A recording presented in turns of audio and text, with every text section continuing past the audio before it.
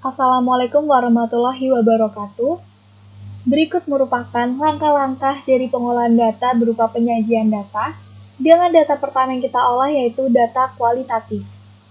Pada pengolahan data kualitatif, kita akan mengolah data tersebut menjadi diagram batang dan juga diagram lingkaran. Data yang kita gunakan berupa data jenis ikan yang ada pada sheet praktikum. Langkah pertama yaitu silakan copy jenis ikan ini ke Minitab 17, yaitu di worksheet kita.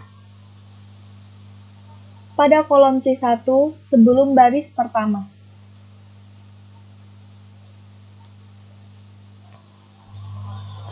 Perhatikan untuk tempat mengcopy datanya ya. Setelah itu, klik grab. Kita pilih bar chart. Karena kita akan mengolah diagram batang. Pilih simple. Kenapa kita pilih simple? Karena variabel yang kita gunakan hanya satu, yaitu jenis ikan. Lalu tekan OK. Di sini bisa kita lihat terdapat kolom categorical variables. Untuk categorical variables, kita tinggal mengisinya dengan data jenis ikan tadi.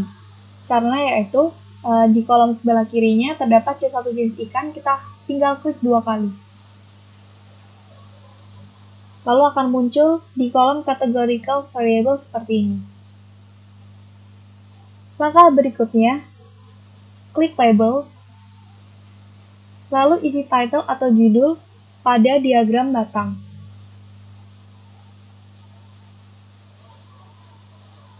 Setelah selesai, langsung klik OK.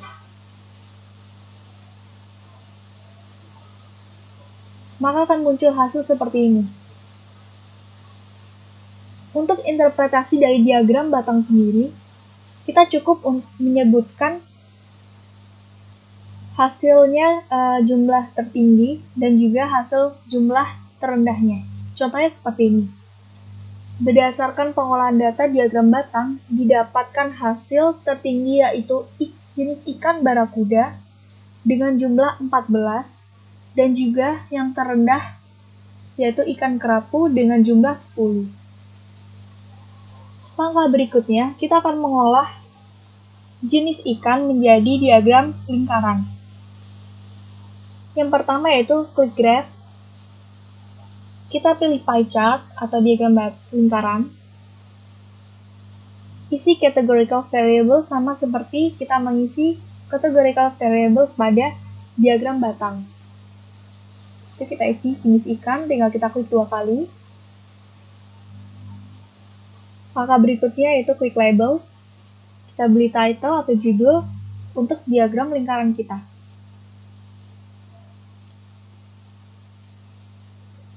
Setelah itu klik OK. Maka akan muncul hasil seperti ini. Tetapi pada umumnya, untuk diagram lingkaran sendiri, terdapat keterangan angka atau rentangan persen untuk memudahkan kita menginterpretasi hasilnya. Bisa kita lihat untuk hasil diagram lingkaran kali ini masih belum ada angka ataupun persenan yang bisa menginterpretasi hasilnya.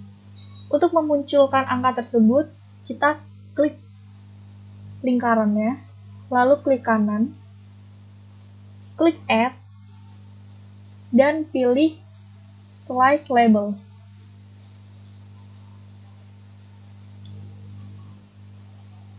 Centang persen atau frekuensi, kita pilih salah satu saja.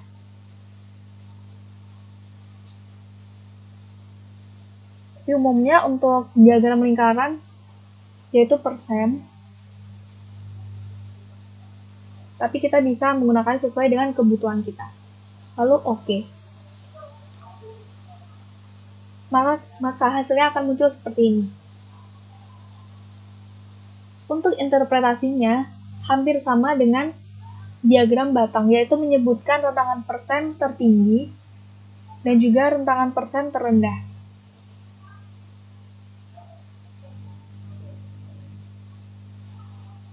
Untuk pengolahan data berikutnya, kita akan mengolah data kuantitatif. Data tersebut akan kita olah menjadi histogram. Langkah pertama yaitu copy data suhu di perairan Sumatera ke Minitab 17 yang kita gunakan.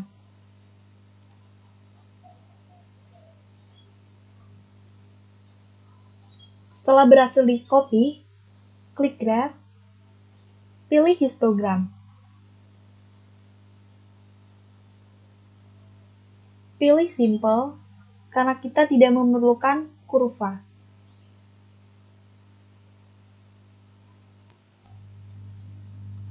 Isi graph variables dengan suhu di perairan Sumatera. Cukup klik 2 kali yang ada di sebelah kiri. Selanjutnya kita klik labels dan beri title atau judul pada histogram kita.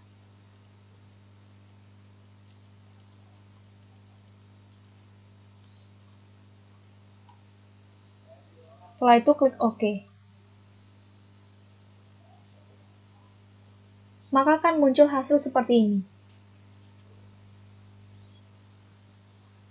Tetapi untuk ketentuan dari histogram sendiri, yaitu pada histogram, diagram batangnya itu wajib berhimpitan.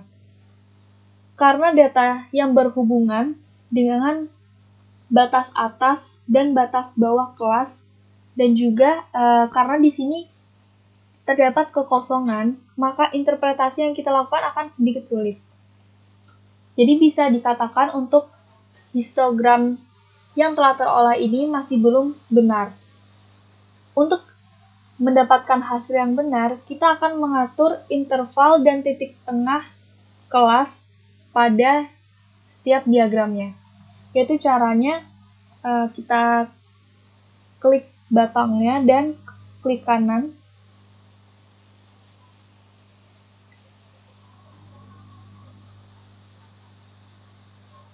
Kita pilih edit bars, lalu pilih binning.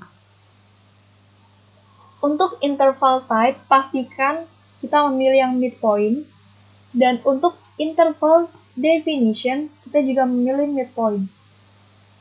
Midpoint inilah yang akan kita ganti untuk menentukan histogram dengan batang yang berhimpitan dan juga kelasnya yang benar. Sebelum untuk kita mengisi midpoint ini, ada beberapa langkah yang harus kita lakukan. Yaitu kita bisa menggunakan rumus Sturges untuk perhitungannya. Pertama, pastikan data suhu di perairan Sumatera telah urut dari data terbesar ke data terkecil untuk memudahkan kita melakukan perhitungan menggunakan rumus Sturges. Pada rumus Sturges sendiri, terdapat K atau banyak kelas, lalu R atau range, dan juga C atau interval. Untuk mencari banyak kelas sendiri, kita menggunakan rumus 1 sama dengan 1 ditambah 3,32 log N. Log N ini sendiri merupakan log dari jumlah data yang ada di suhu di perairan Sumatera. Jumlah dari data tersebut yaitu 20.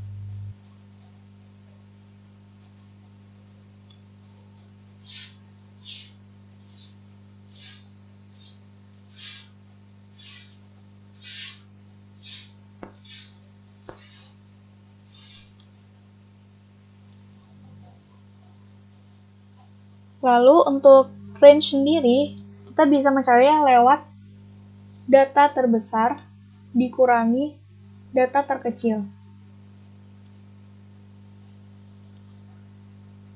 Selanjutnya untuk interval, yaitu banyak kelas yaitu range dibagi dengan banyak kelas. Tetapi untuk banyak kelas ini, kita bisa melakukan pembulatan. Karena ini 5,319 sekian, cukup kita bulatkan menjadi 5. Untuk range sendiri, untuk interval sendiri, yaitu range dibagi banyak kelas. Kita dapatkan hasil 9,2. Tetapi untuk hasil dari interval sendiri, kita tidak bisa menentukan apakah kita akan memakai pembulatan 9 ataupun pembulatan 10 untuk mendapatkan kelas yang sesuai dengan data yang kita olah.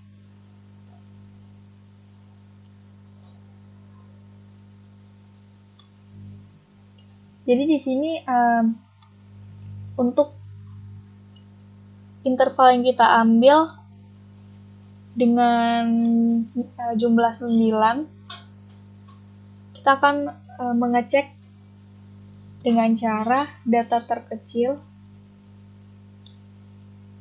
ditambah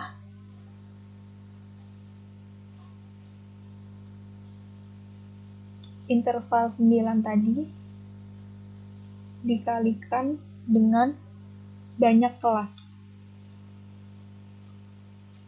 Begitu juga untuk yang interval 10, kita juga bisa cek dengan tadi, sama dengan data terkecil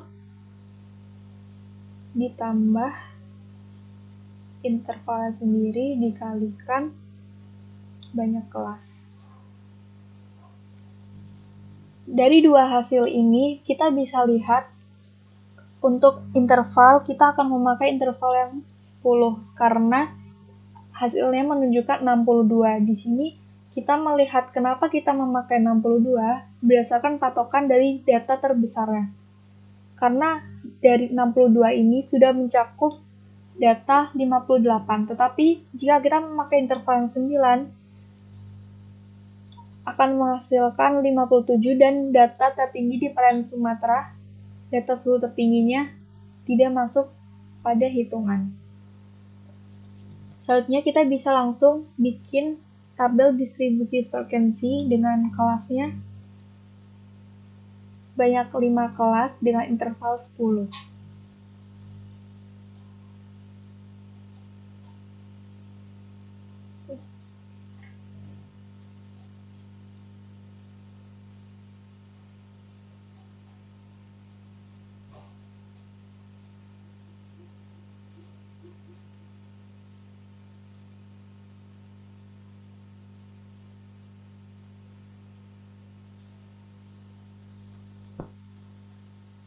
Setelah kelas jadi seperti ini, kita bisa langsung menentukan nilai tengah dari masing-masing kelas, yaitu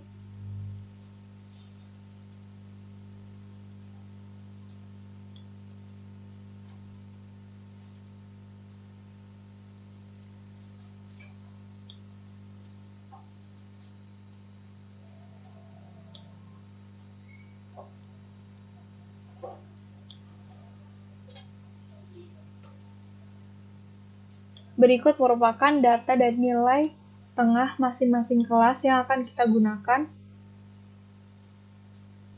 untuk pengisi midpoint pada Minitab tadi.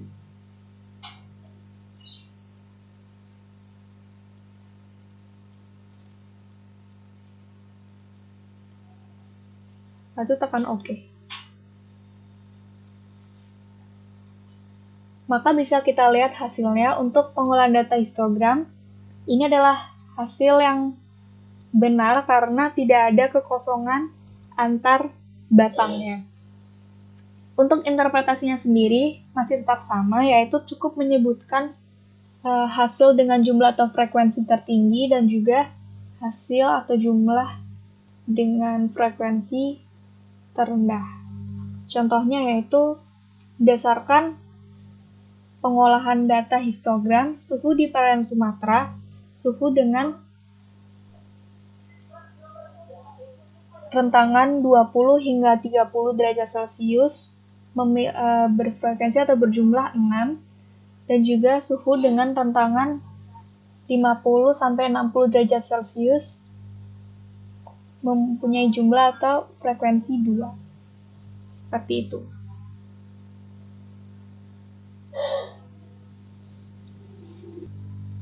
Berikutnya kita akan melakukan uji boxplot. Jadi boxplot sendiri yaitu untuk mengidentifikasi adanya data outlier. Data outlier sendiri merupakan data pencilan atau data yang paling berbeda. Langkah pertama yaitu kita akan mengcopy data yang akan kita olah. Kita menggunakan data suhu di perairan Raja Ampat. Kita copy ke Minitab yang kita gunakan. Setelah selesai di copy, kita klik grab. Kita pilih boxplot.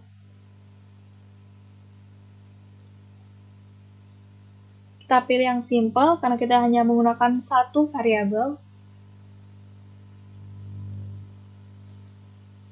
Kita isi variablesnya dengan suhu di perairan Raja Ampat, yaitu di sebelah kiri kita klik kanan klik 2 kali. Jangan sampai salah, jangan sampai kita klik yang suhu di perairan Sumatera.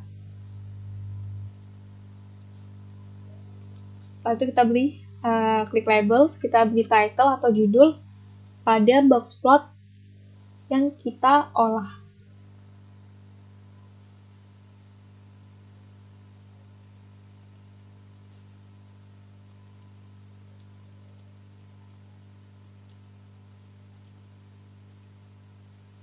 Kalau sudah, klik OK. Maka akan keluar hasil seperti ini. Untuk interpretasinya, kita tinggal melihat apakah di gambar terdapat simbol bintang seperti ini.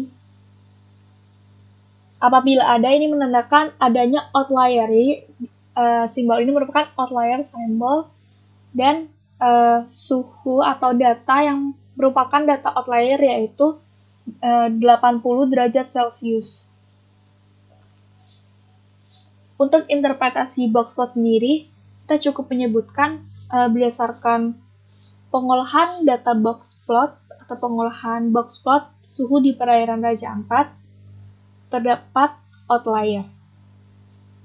Yaitu data outliernya 80 derajat Celcius. Untuk pengolahan data terakhir, kita akan mengolah ukuran numerik dari data suhu di perairan Sumatera. Langkah pertama yaitu kita klik Stat, lalu ke Basic Statistic, kita pilih Display Descriptive Statistic. Kita masukkan variables yang kita gunakan, yaitu data suhu di perairan Sumatera. Klik 2 kali.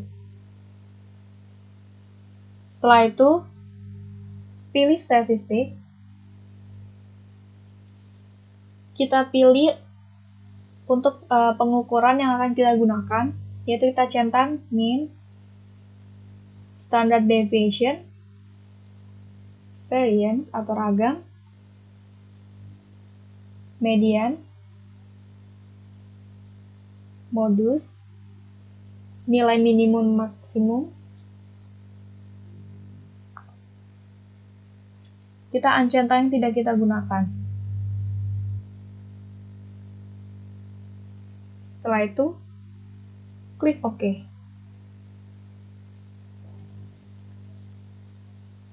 Data dari hasil pengukuran persebaran dan pemusatan bisa kita lihat pada kolom session. Jadi kolom tersebut merupakan khusus untuk hasil dari setiap perhitungan atau pengukuran data. Untuk interpretasinya sendiri cukup menyebutkan dari masing-masing pengukuran yang telah kita olah. Misalkan seperti ini.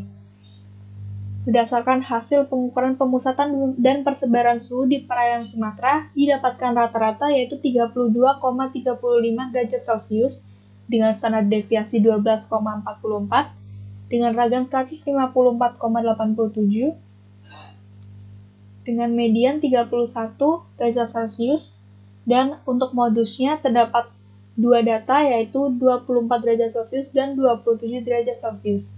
Sementara untuk suhu tertinggi yaitu 58 derajat Celcius dan suhu terendah yaitu 12 derajat Celcius. Sekian untuk pengolahan data pada praktikum pertama materi penyajian data. Mohon maaf apabila ada salah kata. Wassalamualaikum warahmatullahi wabarakatuh.